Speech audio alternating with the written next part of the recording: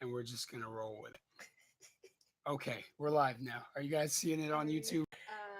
Yeah, we're up. You're seeing it on YouTube? Okay. Yeah. First of all, I'm going to apologize. I've just realized that we were live for 6 minutes previously. Okay, I'm seeing comments. All right. We were live a little while ago. We could not see the feed. And so I just want to apologize that I guess we were talking and freaking out saying that we can't go live. But you guys are here with us at Free Hugs Project headquarters.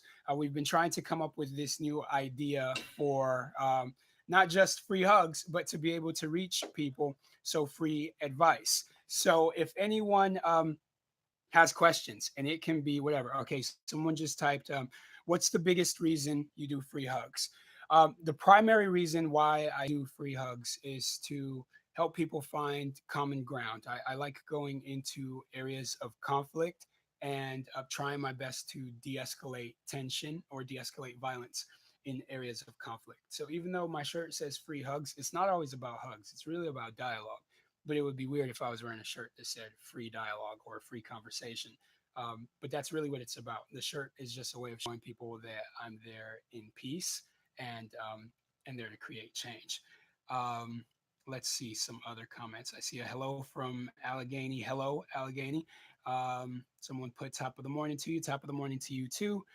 Let's see what else. Somebody said they like your Fila shirt, Ashley. By the way, too, let me introduce everyone that's here because you guys don't usually see them in any of the videos. So they are the new team that works here at the Free Hugs Project, and they're going to be working with me on just enhancing a lot of the digital media content that we put out. So kind of the ladies that are behind the scenes that are helping make things happen. So right behind me in the peace shirt, her name is Love. That is her real name. Her Love, last name Lee. So her name is literally Lovely, and I'm not making that up. Across from her is Allison, and Ashley sitting right next to her there in the Fila shirt that someone was digging there. I'll let them all give a quick intro of who they are, and then we'll Ooh. jump back into it. Oh, and but real quick before we do that, I saw a question up there that said, how can you handle anxiety and depression? I want to touch on that really quickly before they go into their intros. Um, I have dealt with that even at one point in my life, roughly about 2 years ago. I was working on a business project that wasn't going really well, and I started to really struggle financially. The first thing that I did when I realized, oh man, this is overwhelming, I went to sleep. I just said, you know what, I need to turn my mind off because this is consuming too much of what's going on. I went to lie down for a little bit, and my wife usually knows that something is wrong if I sleep in the afternoon because I'm not really one that takes naps. And so I went to sleep just to kind of reset. When I got up after taking that nap, um, I just hit the ground running, trying to figure out what were some of the reasons why I felt like that. And of course, for me, it was a financial situation. It was financial struggle. My expenses had far exceeded what I was bringing in, and so I had to start coming up with ideas to get out of that slump. And unfortunately, it stayed there for a while. That sort of depression and the sense of anxiety that I was feeling. I think everyone needs an outlet. For me, running is that. And so after I got up from that nap and I really started thinking of ideas to get out of that situation, I went for a run. And right here towards or near our office, there is a golf course that has a 3 mile loop around it. And sometimes I'll just go off and run and do that. Maybe if any of the ladies, if you guys want to touch on that, if you've ever felt any sort of anxiety or depression and how you got out of that. um, I can start. I think my biggest moment of like anxiety or depression that I battled personally was when I went away to college. I was going to a new place. I wasn't with my family. I wasn't with my friends. I didn't have that surrounding, and I was, being thrown into a new situation.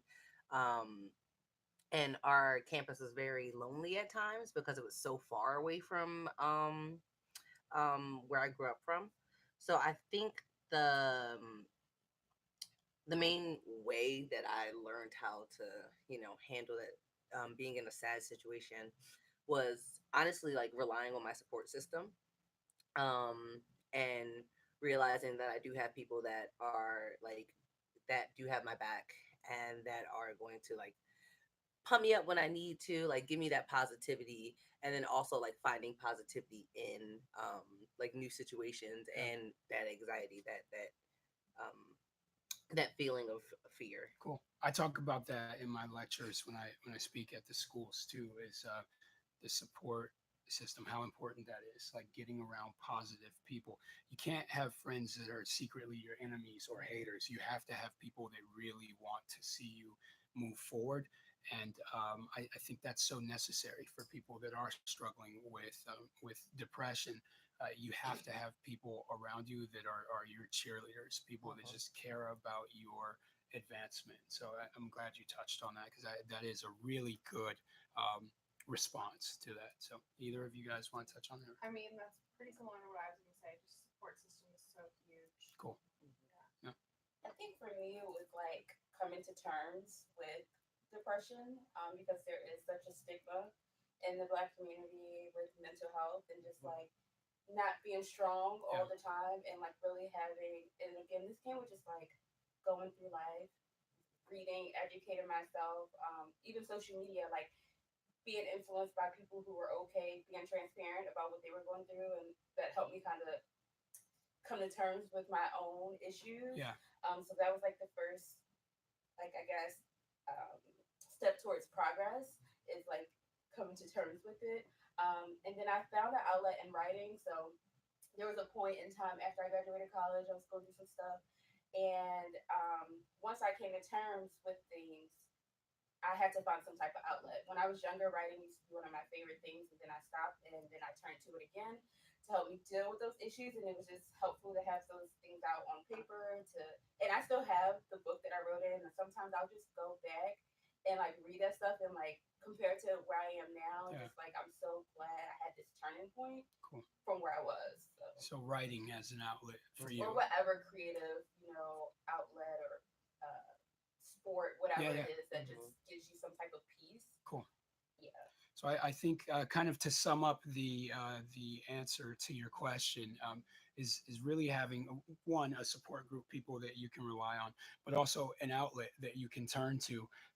For me, it was running, and for Ashley, it was writing, and for the two of them, it was just having a strong support group, people that they cared about, that they can lean on to help them get through that situation. Trying to go at it alone, anxiety or depression, it is not easy. It's very Mhm. easy to get lost or stuck in that when you're trying to deal with it by yourself. And I understand that not everyone can express those things to a counselor or even afford to go and get whatever treatment is necessary. But I think it starts with just having good friends around you, figuring out an outlet, and recognizing that you are going through that. Sometimes people don't realize that. Like, I know when I'm falling into that space. Mhm. Sometimes it could be the things that you see on social media. It's really starting to get to you, and you start to become depressed and pull away more from the people that are around you. And that's a scary place to be in, where you feel like you're on it on your own. So hopefully that helps. I think we'll take maybe one more question. I saw one up here, and we're going to try to do this every week, by the way. So if your question doesn't get answered today, I think every Wednesday right around 12 o'clock, we were hoping to come on at 12 o'clock. I understand it's 12:50 now. We were trying our best to get this thing to work, only to find out roughly about 10 minutes ago we were actually live. We couldn't see it. And so thank you guys for pointing it out. And my wife called and was like, "You guys are live right now." And, it was very embarrassing. Um, which is why actually I turned on that fan, because I got hot. I don't know if maybe the breeze is picking up in the mic. Could you kill the fan there, Yeah. please?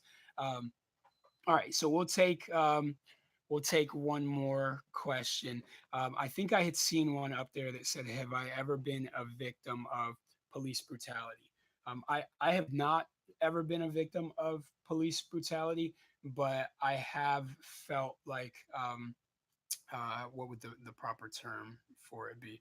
Racial profiling. I have experienced that a number of times in my life.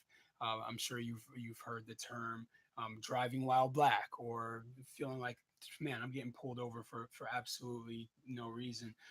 One specific incident where it happened, I was a lot younger. I was maybe 20 years old at the time, 21, and I had just bought this Camaro with T tops, and I was very excited to have that car. I had left college and I came down to pick up my younger brother from his elementary school, and I got pulled over by the police. And rather than uh,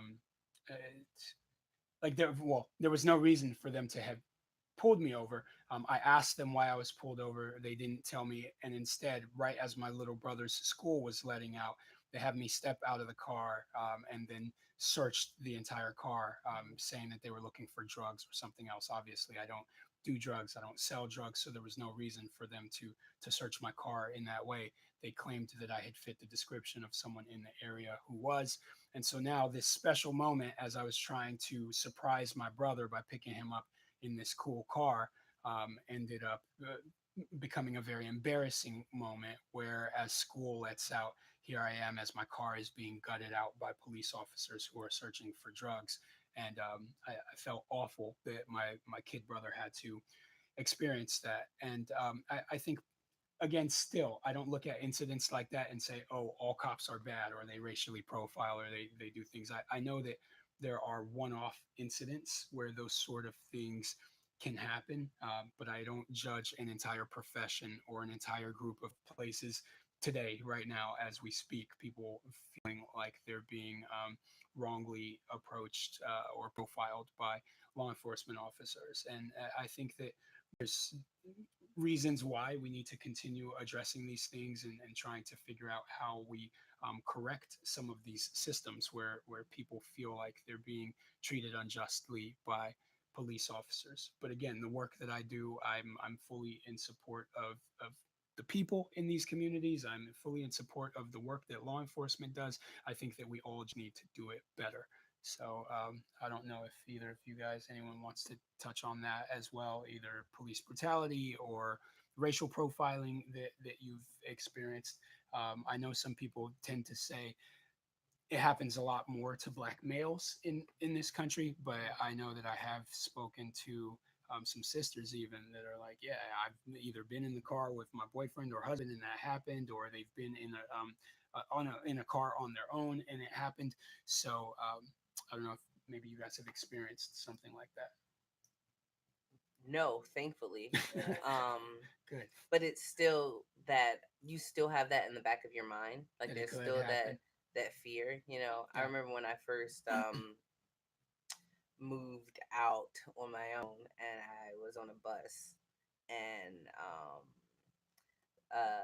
like a cop got on the bus and I was sitting there like on the edge of my seat. I was like, oh my god. And I think I was like it was maybe one or two people on the bus. I'm thinking like, please don't say anything to me. Please don't say anything. But I didn't do anything wrong. So it was Yeah. like there was no reason to I think even naturally we just get nervous, right? Yeah. Like, yeah. even with all the work that I do around police, like I tense up. But I've spoken to other cops, Mhm. even, especially other like black male cops, and they're like, I'm a cop and I tense up when I have police around me, because it's the unknown. We don't Yeah. know what's going to happen, right?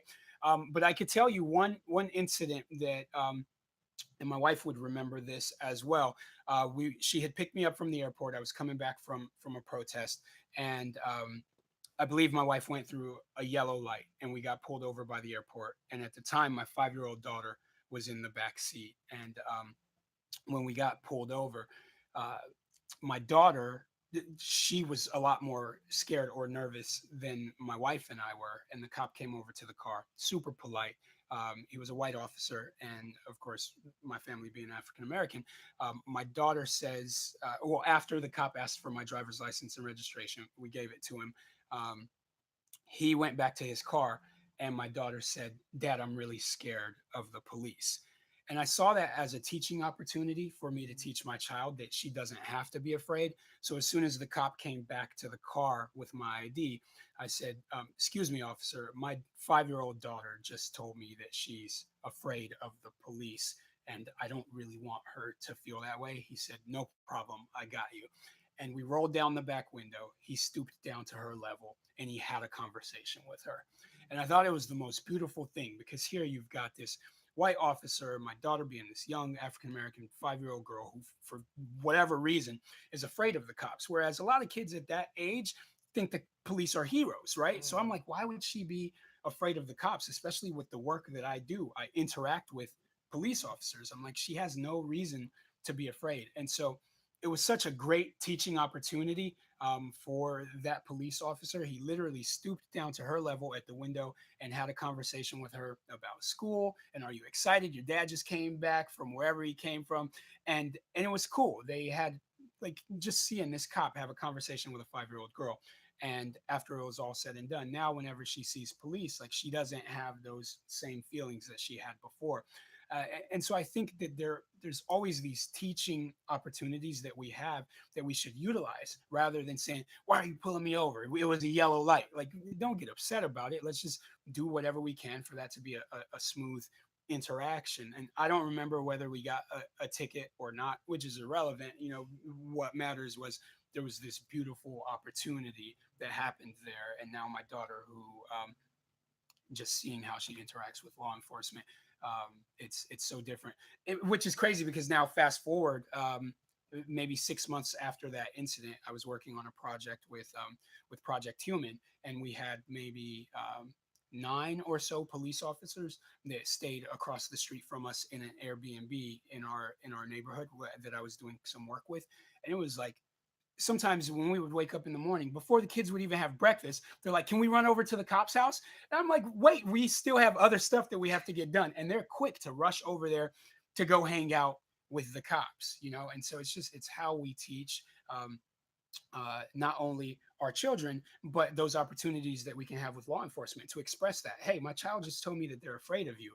I don't know why they feel like that. Can you help, like, not make them feel that way? I got you. And he has that conversation with her. So I thought it was really beautiful. So again, these are teaching opportunities that I think we can use. Um, Unfortunately, those are probably the 2 questions we can get to today. But again, next week, please log back on Wednesday at 12 o'clock. We'll be taking more questions around some of these issues or just in general. Again, we're the Free Hugs Project, but being able to have that free advice, ask whatever things that you're dealing with, things that you're struggling with, and let's have conversations to create change or help people through some negative situations. And at some point, I would love for you guys to like talk a lot more than I did. They're still new here. They're getting the hang of it. I'm used to speaking to all of you guys. You guys see my videos and things all the time online, but you will start to see them a lot more now in the with the work that we do. And so thank you all for logging on and being polite and respectful and not being mean to us when we were live for 6 minutes and didn't know it.